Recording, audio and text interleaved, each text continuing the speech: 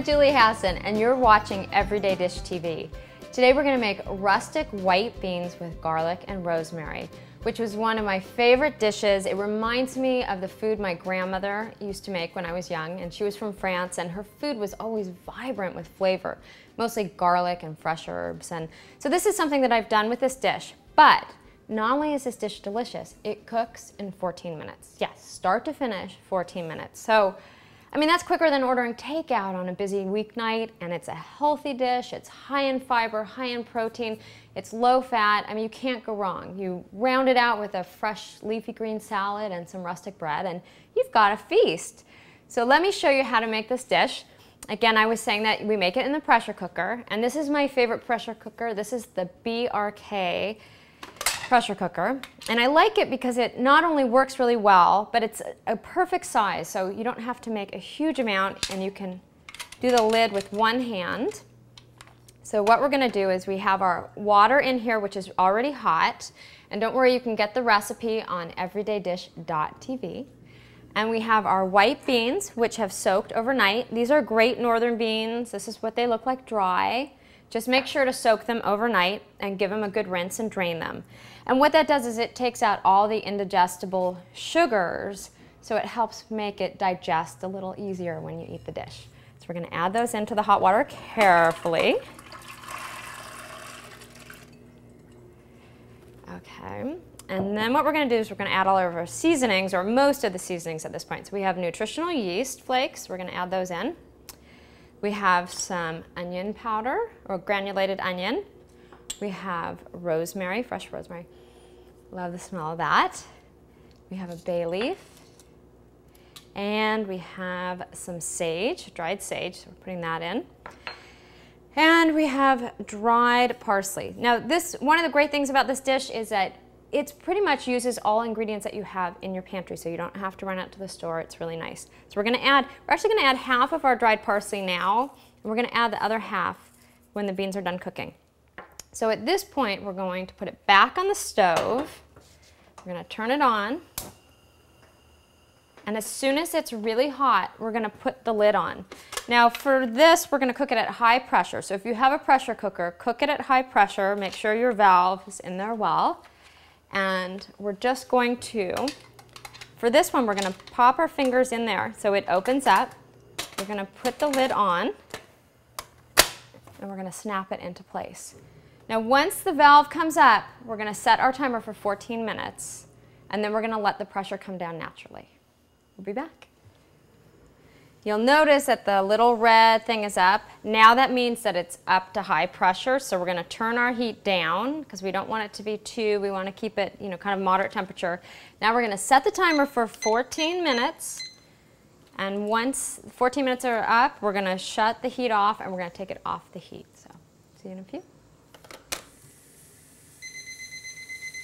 Okay, now that the timer's gone off, we're going to turn off the heat. And we're going to let the pressure come down naturally. It should take about 10 minutes or so. You don't want to try and hurry it along because it'll break all of the skins on the beans, and you'll have really ugly looking beans. So just let it come down naturally. The valve will go down, and then we'll continue with the recipe. Okay, so the beans have come down from pressure, so we're going to bring them over here.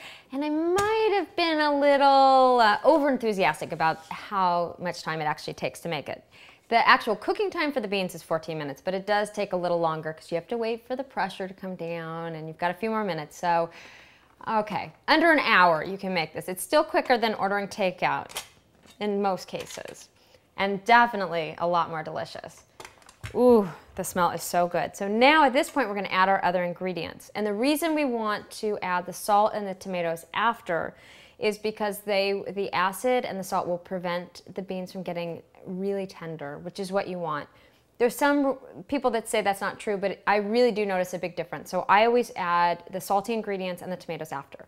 So let's start with the tomatoes. What I have is one 15-ounce can of organic diced tomatoes, but I like to pulse them a little further. You can definitely do this right in the can if you have a stick blender. So that's what we're going to do. We're just going to quickly pulse them. You could also do this in a food processor if you want to. I don't completely puree them, I just break them up a little bit.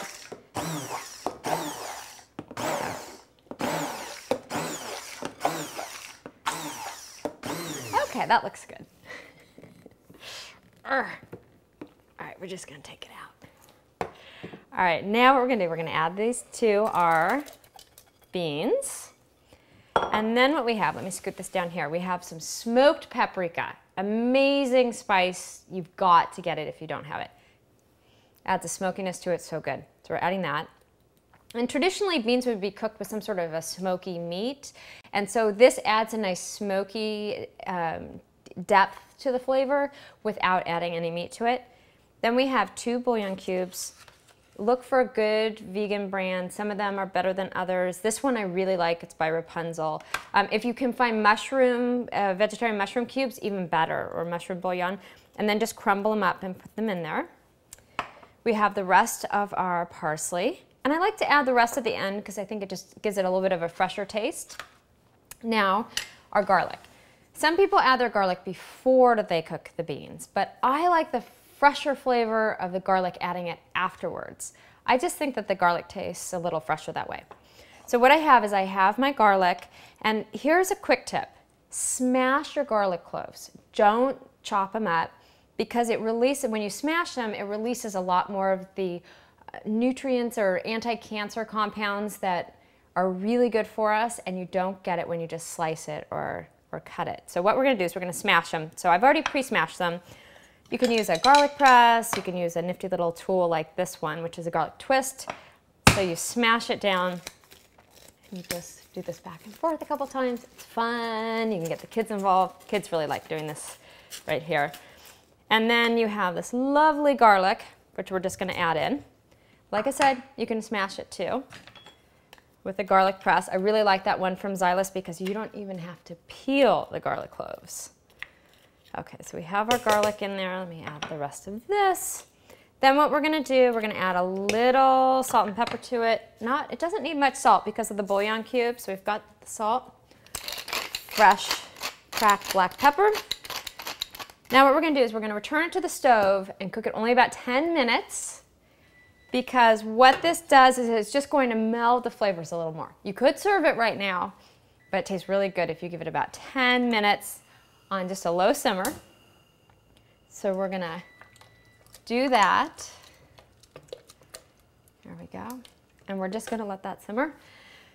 I'll be back in 10 minutes and show you what these beans look like. All right, it's been simmering for a few minutes, about 10. And the nice thing about letting this do this is that some of the starch sort of thickens up from the beans, so you get this nice, thick, kind of soupy liquid. And by the next day, this is thickened up a lot, and so it's more stewy, which is really good. So you can then put breadcrumbs on it, and you can bake it in the oven, which is really good. So I'm just gonna go ahead and I'm gonna scoop some. So for this recipe and many, many, many other fabulous recipes, please visit everydaydish.tv.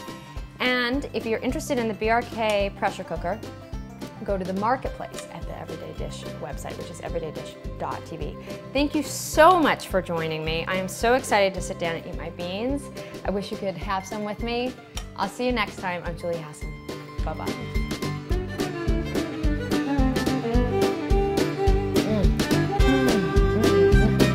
So good.